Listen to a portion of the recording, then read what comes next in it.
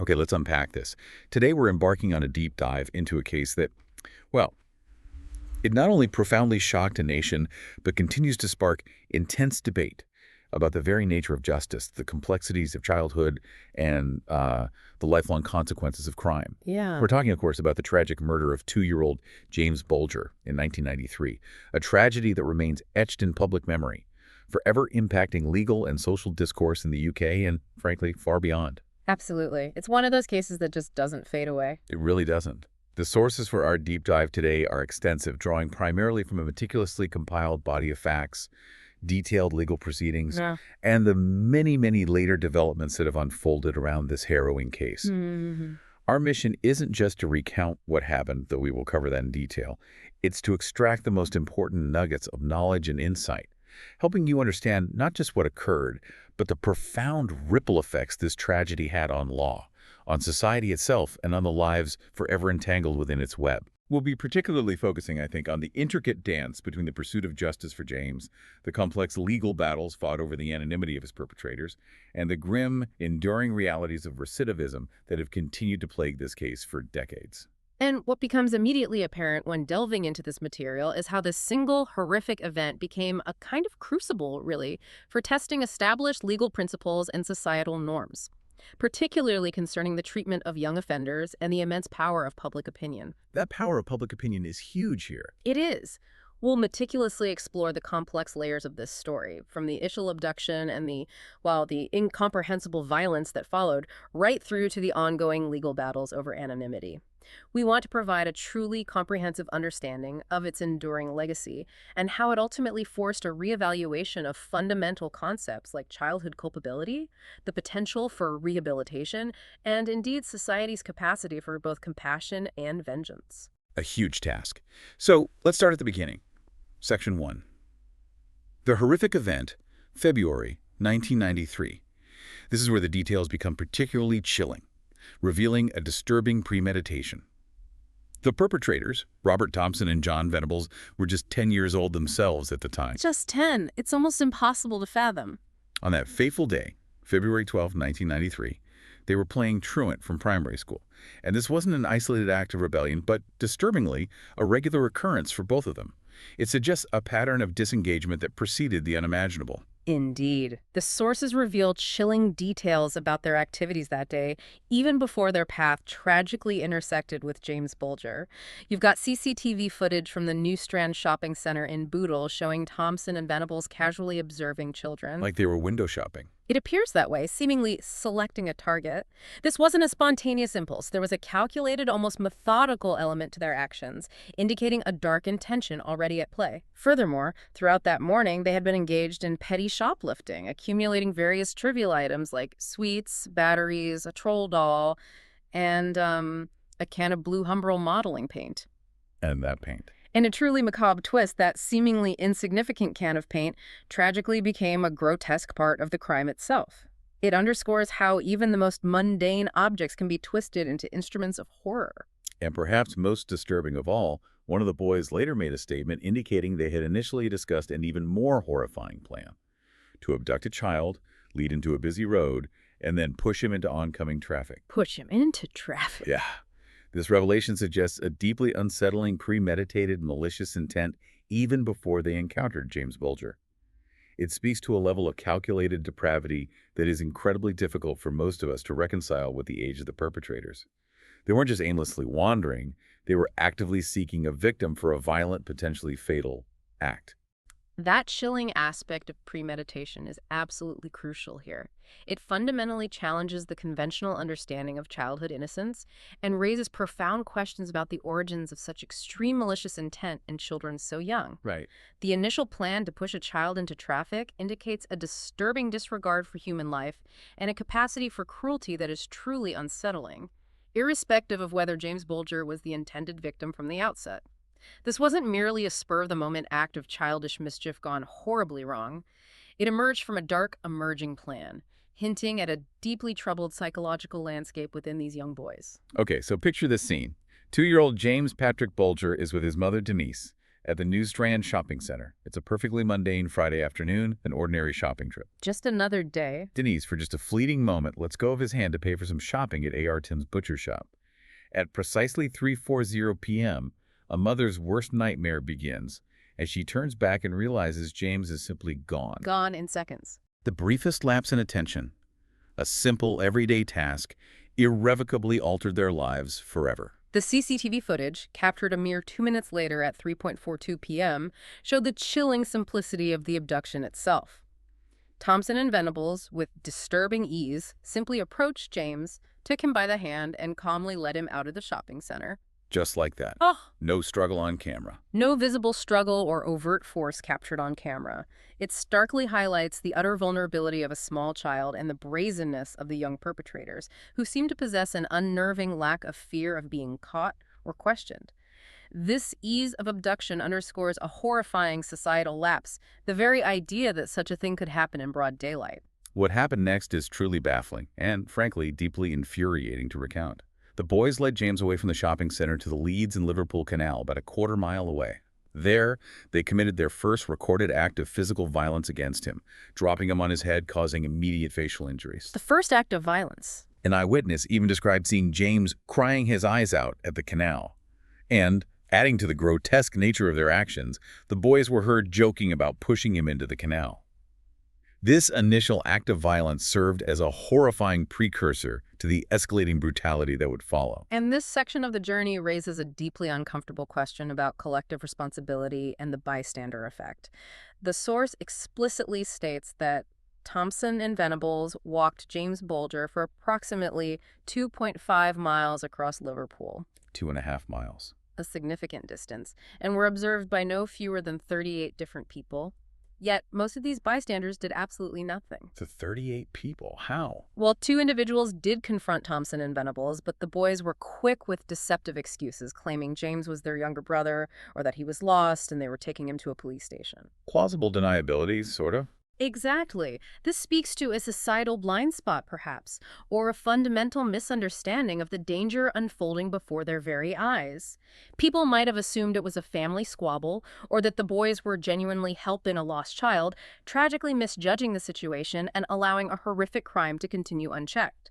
It highlights that psychological phenomenon where individuals are less likely to intervene in an emergency situation when others are present, assuming someone else will take action. The bystander effect in chilling reality. They even took him into a pet shop at one point, from which they were eventually ejected due to his distress. It's incredibly difficult, even now, to imagine how so many people could witness a crying toddler with visible injuries being led by 2 older boys who were clearly not caring for him and not intervene more decisively. It's deeply troubling. The collective inaction of those 38 people remains one of the most haunting and discussed aspects of this case, forcing us to question our own assumptions and potential responses to such public distress. Eventually, the boys arrived in Walton, and in a truly chilling twist of fate, they were near a police station.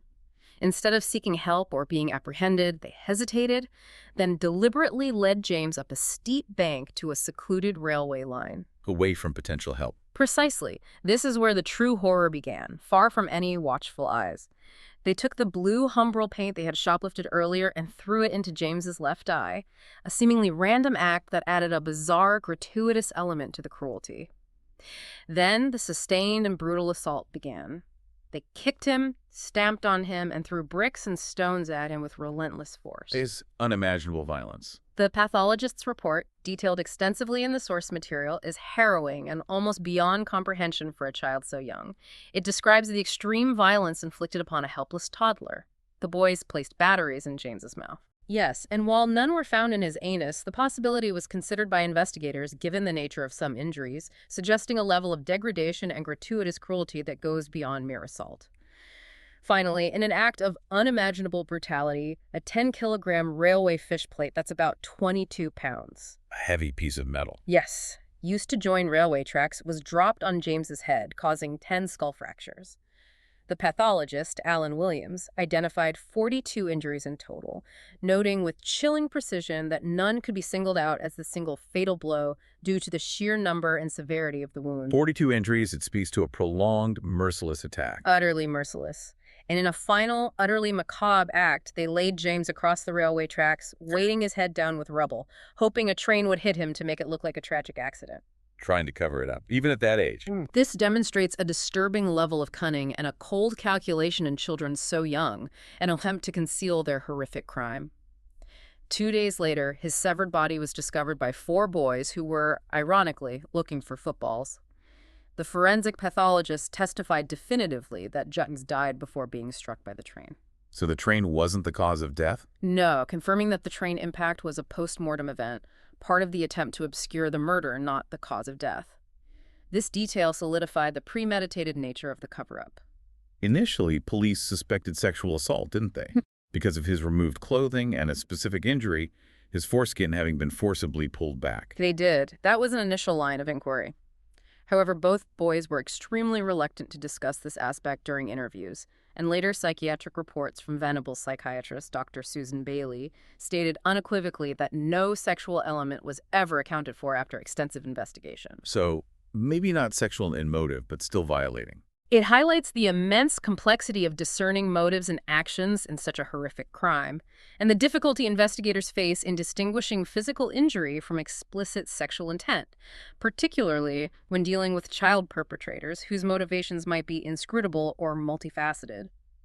The initial assumption, while understandable, ultimately didn't align with the later accounts or the broader forensic picture.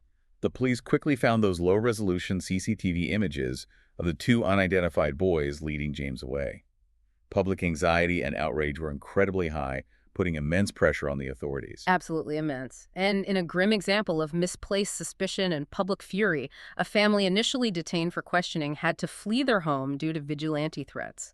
A stark reminder of the dangers of public anger and misinformation. Awful. But the breakthrough came, right? Yes, it came from a woman who, upon seeing enhanced images of the 2 boys on national television, recognized Venables. She remembered seeing him playing truant with Thompson in the Bootle area that day. Just that one recognition changed everything. It did. This critical piece of information directly led to their arrests. And a profound shock reverberated through the investigating officers, headed by Detective Superintendent Albert Kirby, when they discovered the suspects were so incredibly young. You mentioned they were called youths initially. Yes, initial press reports, perhaps to protect identities or reflecting disbelief, referred to them as youths, intentionally obscuring their actual ages from the public eye.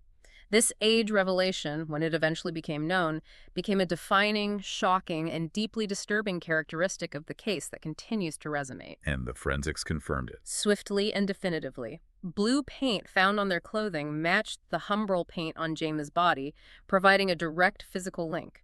DNA tests matched blood found on Thompson's shoe to James' powerful evidence. Anything else? A bruising pattern on James's right cheek even matched the features of the upper part of a shoe worn by Thompson. And a paint mark in the toe cap of one of Venables' shoes indicated he must have used some force when he kicked James. Just piece by piece, building the case? Exactly. And then there's this chilling, deeply unsettling detail from Thompson's interrogation. He reportedly asked police if James had been taken to hospital to get him alive again. To get him alive again? What does that even mean in that context? It's an incredibly disturbing question, revealing perhaps a possible fleeting awareness of the finality of death, yet utterly juxtaposed with the brutal and intentional violence he had just inflicted. It speaks to a fractured understanding of reality and consequence. Okay, let's move to Section 2. The unprecedented legal proceedings. Charged on February 20th, 1993, Thompson and Venables appeared at South Sefton Youth Court just 2 days later. They were initially referred to in media as Child A and Child B. That was to protect their identities, given the sensitivity and their age, though that protection wouldn't last long. And the public reaction. Immediate, visceral, intense. Up to 500 protesters gathered at the court, a visible and angry display of national grief and outrage. The boys' parents, caught in the terrifying crossfire of public fury, were forced to move and assume new identities due to credible death threats. Just unimaginable for everyone involved. This period unequivocally underscores the immense public outrage, truly unprecedented for child offenders in modern British history. The fact that the boys were held in secure units awaiting trial, the same places where they would eventually be detained, set a significant precedent for managing such young offenders. Though that approach was criticized later. Yes, these facilities, while secure, were still youth institutions, not adult prisons.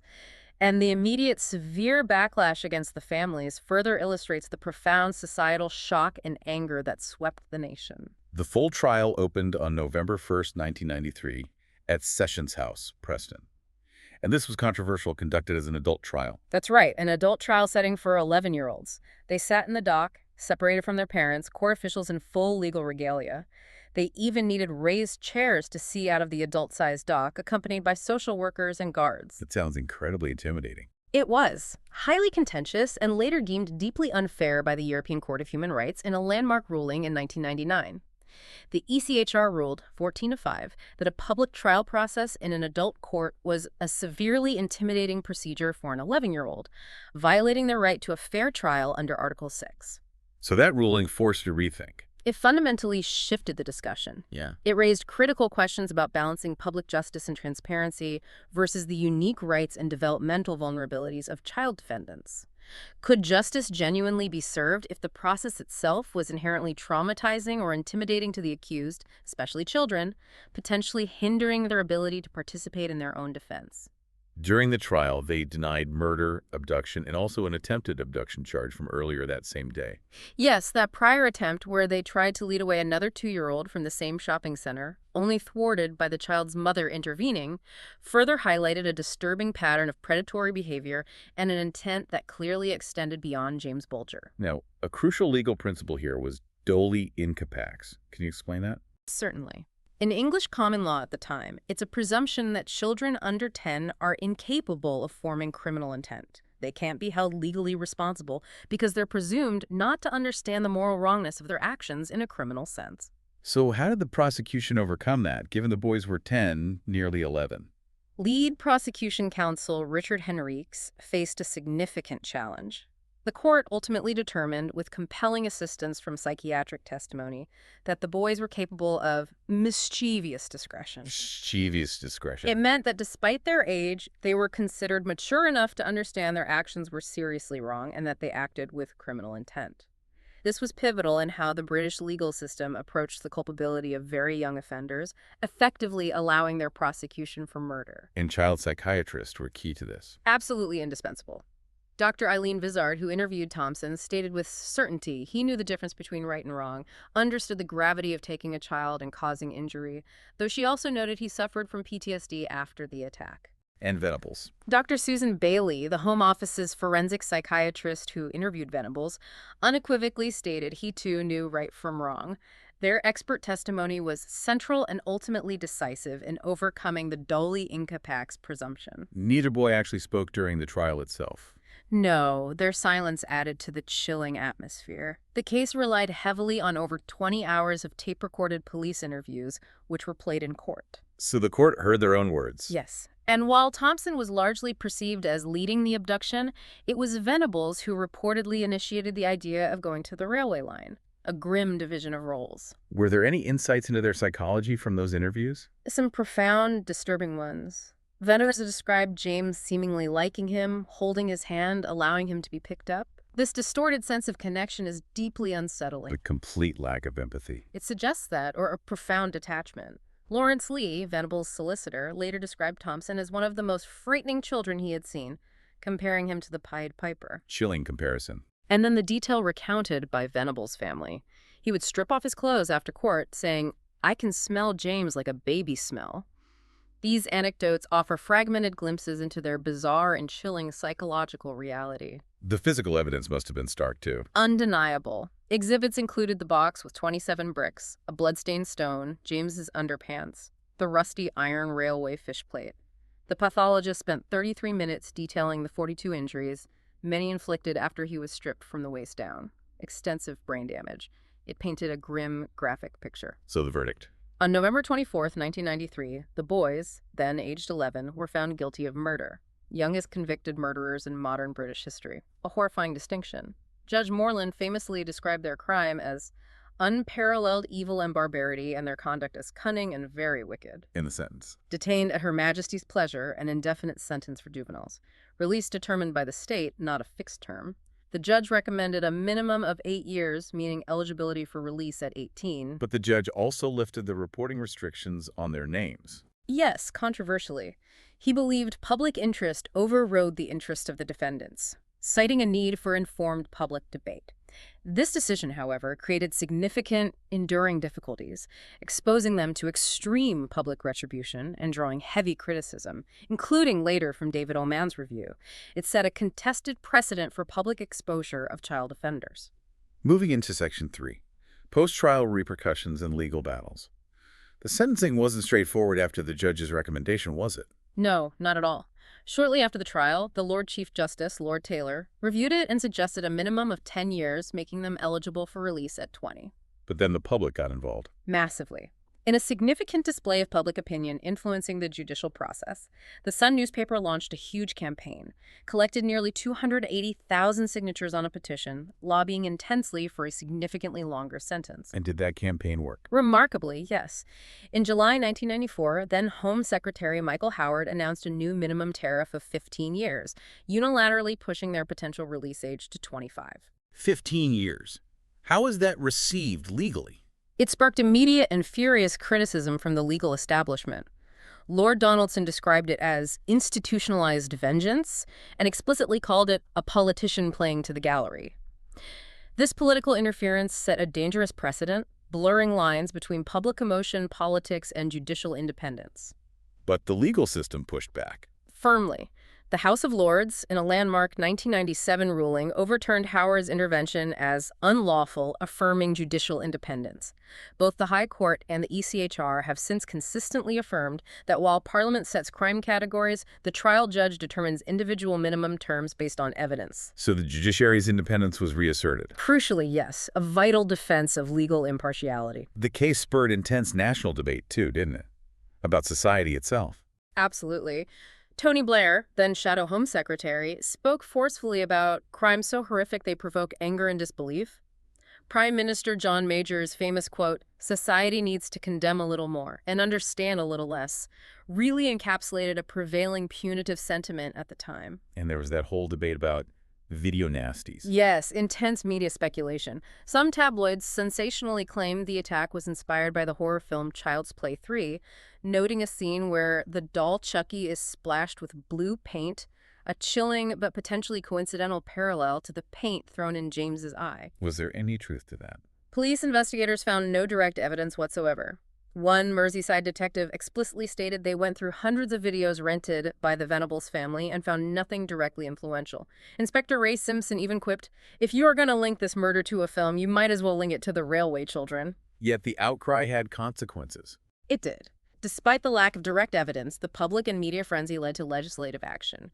The Criminal Justice and Public Order Act 1994 clarified rules on video material availability to children, shows the impact of public pressure on policy even without proven causation. What happened to Thompson and Venables during their detention? Thompson was at Barton Moss Secure Children's Home, Venables at Red Bank Secure Unit.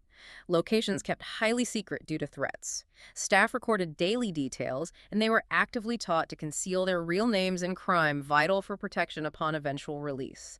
Both sets of parents visited regularly. Was there any sign of rehabilitation? It's complex. Despite initial problems, Venables was reported to have made surprisingly good progress at Red Bank. Sources note both reportedly suffered PTSD, Venables having nightmares and flashbacks. It paints a complex picture, not just monsters, but individuals grappling, however imperfectly, with the consequences. It complicates the simple, evil narrative. Then came the appeal to the European Court of Human Rights in 1999. Yes, their lawyers argued the adult trial wasn't impartial given their age and inability to fully participate. The court largely agreed, ruling 14 off the trial was severely intimidating, violating their right to a fair trial, though it dismissed claims of inhuman treatment in detention. And James Bulger's parents also appealed. Unsuccessfully, they argued for a victim's right to be involved in sentencing. This highlights that inherent tension between offenders' rights and victims' rights within legal systems. The ECHR prioritizing the fair trial rights of the accused was obviously very difficult for the family. So the ECHR ruling affected their sentence? Directly. Lord Chief Justice Wolf reviewed the minimum sentence, reducing it from 10 to 8 years in October 2000. He cited the corrosive atmosphere of youth institutions as potentially hindering rehabilitation. In June 2001, the parole board ruled they were no longer a threat and recommended release, their minimum tariff having expired. And Home Secretary David Blunkett approved it. Yes, a few weeks later, in June 2001, they were 18, released on a lifelong license, an extraordinary measure. They got new identities, secret locations, fabricated documents, passports, NI numbers, everything. Blunkett personally added strict conditions and demanded daily updates showing the exceptional measures taken. What were those release conditions? Incredibly strict. No contact with each other or the Bulger family, banned from Merseyside, potential curfews, mandatory probation reporting. Any breach or perceived risk meant immediate return to prison, a constant threat hanging over them. And the media injunction. A worldwide court injunction, imposed after the trial and reinforced on release, preventing publication of details about their new identities or locations. Blunkett explicitly stated it was because there was a real and strong possibility that their lives would be at risk. This sets the stage for the ongoing anonymity battles. Let's turn to Section 4, the lifelong aftermath and ongoing challenges. The impact on James's parents, Ralph and Denise, was devastating. Profoundly so. Their marriage, under immense strain from the grief, public scrutiny, and the trial, broke down months later. They divorced in 1995. It highlights the secondary victimization families endure, the crime-inflicting pain long after. It's a stark reminder of the lasting impact. Absolutely. While both Denise and Ralph eventually remarried and had more children, showing incredible resilience, their lives were irrevocably reshaped. The grief and scrutiny became a permanent fixture. But Denise in particular sought to create a positive legacy. Yes, a remarkable effort. In 2008, she and Esther Ranson launched an appeal to set up a Red Balloon Learner Center in Merseyside, in James's memory, supporting vulnerable children. A memorial garden was also created at his primary school, turning profound grief into hope. This also led to calls for legal changes. It did. In 2010, England's Children's Commissioner, Maggie Atkinson, controversially proposed raising the age of criminal responsibility from 10 to 12, arguing Thompson and Venables needed programs, not prosecution. How was that received? The Ministry of Justice swiftly rejected it, asserting children over 10 generally grasp the difference between bad behavior and serious wrongdoing, and should remain criminally responsible. It's still a major point of contention. Despite the court order protecting their identities, details started leaking out. Yes, repeatedly. The digital age presented an unprecedented challenge to maintaining that vital anonymity. Details, both real and fabricated, leaked online and in the press. What kind of details? The Observer revealed they'd passed GCSEs and A-levels in detention. Also, that a psychiatric report suggesting Thompson was an undiagnosed psychopath was presented but dismissed by the parole board. It shows the clash between public interest and the legal injunctions. Were there consequences for breaching the injunction? Yes, swift and severe. The Manchester Evening News fined £30,000 for suggesting the names of their secure units. Denise Bulger herself received an anonymous tip-off in 2004, locating Thompson, though she couldn't confront him, feeling paralyzed with hatred. The Home Office spent £13,000 just preventing one foreign magazine review. It raises questions about how effective these injunctions can be now. Exactly. We've seen disturbing incidents. A man falsely claiming a colleague was Thompson on Facebook, putting an innocent person at serious risk. Another creating a Facebook group titled, "What Happened to Jamie Bulger," was fucking hilarious, just depths of cruelty. So the Attorney General's office took action. Repeatedly against people posting photos claiming to show them as adults. They stressed the order protects not just the killers, but also innocent individuals wrongly identified and endangered. That's a crucial point often missed. It is. Several people got suspended jail sentences for contempt of court after posts were seen by thousands. The BBC legal correspondent emphasized internet users are subject to the law of contempt, a critical message about online responsibility. And the cruelty extended to James's mother directly. Unfathomably so. In 2016, a woman jailed for 3 years for sending horrific Twitter messages to Denise Fergus, posing as a killer and even James's ghost. Another man jailed for stalking Denise. Persistent torment. It highlights the ongoing psychological torture for victims' families, made worse by social media. Absolutely. The pervasive nature of social media, the anonymity it can afford, exacerbated the grief for Denise, turning her online life into an arena for abuse. It underscores the need for robust protections. Now let's focus on John Venable's life after release. It's a shocking pattern. Deeply troubling. Shortly before his 2001 release, age 17, allegations surfaced he'd had sex with a woman working at Red Bank. Denied as a cover-up by the council, but still disturbing. And after release? He began a relationship in 2002 with a woman who had a 5-year-old child, though he denies meeting the child. Had a number of young girlfriends, leading some to believe he was experiencing a delayed adolescence. Spent a lot of time playing video games and online. But then things escalated. Significantly. Excessive drinking, drugs, and most alarmingly downloading child abuse images. He also violated his license by returning to Merseyside. Arrested for a fray in 2002, later found with cocaine. Clear warning signs of struggles with freedom. Then the situation in 2010? A dramatic head. Venables contacted his probation officer, fearing his identity was compromised. When the officer arrived, Venables was frantically trying to destroy his computer's hard drive with a knife and tin opener. Trying to hide something. Desperately. The computer was seized. Examination revealed a horrifying discovery: a large quantity of child sexual abuse material, including images of children as young as 2 being raped. A devastating indication of continued dangerous tendencies. He was returned to prison immediately. Yes. Justice Secretary Jack Straw confirmed extremely serious allegations, but initially withheld details. Media reports soon revealed the child pornography charges, shocking the public again. What was the reaction to this? Baroness Butler-Sloss, who granted his anonymity, warned he could be killed if identified. Denise Fergus was furious about not being informed and called for anonymity removal if charged. False claims about his identity resurfaced, terrorizing innocent people. He was charged in June 2010. Yes, with possession and distribution of 57 indecent images, pleaded guilty via video link.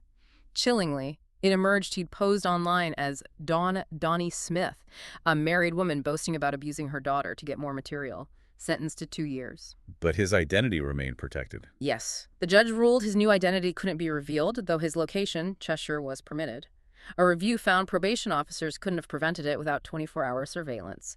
He was denied parole in 2011. Then he got a second new identity. In 2011, after a serious security breach, underscores the extreme, costly length authorities went to protect him. In 2013, despite concerns he might reveal himself, the parole board controversially approved his release again. Freed in September 2013 under another new guy's lifelong license. Only for the cycle to continue. Grimly, yes. November 2017, recalled to prison again for possessing more child sexual abuse imagery. February 2018, pleaded guilty to making indecent images and possessing a pedophile manual. Over 1,100 images found. Sentenced to 3 years, 4 months. Denied parole multiple times since, most recently, December 2023. A persistent, entrenched pattern. And Robert Thompson. In stark contrast, Thompson has reportedly not reoffended since his 2001 release, successfully maintained anonymity, integrated into society without further incidents.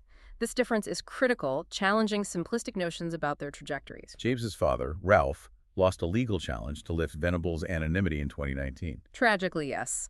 Judge McFarlane cited the uniquely notorious nature of the case and the strong possibility, if not a probability, of grave and possibly fatal consequences if his identity became known. Solidified the legal stance, prioritizing safety over public identification. This ongoing battle, the costs, it's an immense burden. Immense.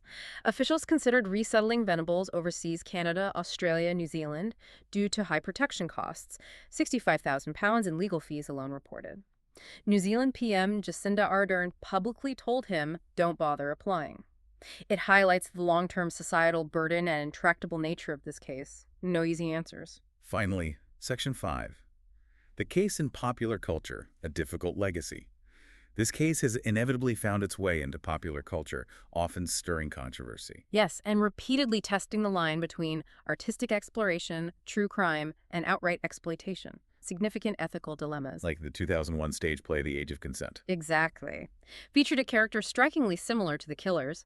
Denise Fergus denounced it as sick and pathetic. The playwright insisted it was a serious moral examination. It raises that question. When does art cross into exploitation, especially with such sensitive cases? Who decides? There was also the Law & Order computer game incident in 2007. Right, inadvertently including the actual CCTV image of James being led away. Deeply insensitive, swiftly withdrawn after complaints with apologies, highlighted the need for extreme caution. Other examples. Swedish playwright Niklas Rodström's 2008 play Monsters used actual interview transcripts to recreate the story from their perspective. Mixed reviews, some found it insightful, others exploitative. Australian TV used real footage to promote a drama in 2009, causing offense. A Hollyoaks storyline about child murderers was canceled after Denise Fergus saw a screening. It's also been referenced academically. Yes, critical theorist Terry Eagleton controversially introduced his 2010 book on evil with James's murder, using it as a stark example. Shows its enduring power as a symbol. And most recently, the 2019 Oscar-nominated short film Detainment. Based on police interview transcripts, it caused significant controversy. Denise Bulger wasn't consulted, criticized the nomination fiercely, petitioned for removal, arguing it humanized the killers exploitatively. The director refused, claiming it prompted difficult conversations, encapsulates the ongoing ethical debates. So, wrapping this up, what does this all mean for us? The murder of James Bulger isn't just history. It's a living case study in the complexities of juvenile justice, the profound impact on families, and that ongoing challenge of balancing public safety with anonymity and potential rehabilitation, especially when recidivism becomes this grim reality. It really forces us to confront uncomfortable truths about childhood culpability, the nature of evil, and our societal structures for managing both. If we connect this to the bigger picture. It starkly highlights how societal reactions, media influence, and legal frameworks constantly evolve, often clumsily, in response to unthinkable acts. The continuing saga of John Venables, despite multiple identities and parole chances, raises critical, unsettling questions about the effectiveness of current rehabilitation models for such extreme early life crimes. And society's responsibility. What is society's ultimate long-term responsibility in managing such individuals indefinitely, especially when the threat of reoffending remains constant, demanding immense resources? It's a burden society continues to bear, financially and morally, with no clear end. It leaves us with a lingering, provocative thought. In this age of instant information and pervasive social media, how do we, as a society, navigate that inherent tension between our collective need for information and justice and the equally critical need for individual privacy and the possibility of societal reintegration? Especially in cases as uniquely notorious and emotionally charged as James Bulger's, how much does understanding the perpetrators truly matter? Or indeed, how much should it matter when confronted with such profound evil and its enduring, devastating impact on victims and their families?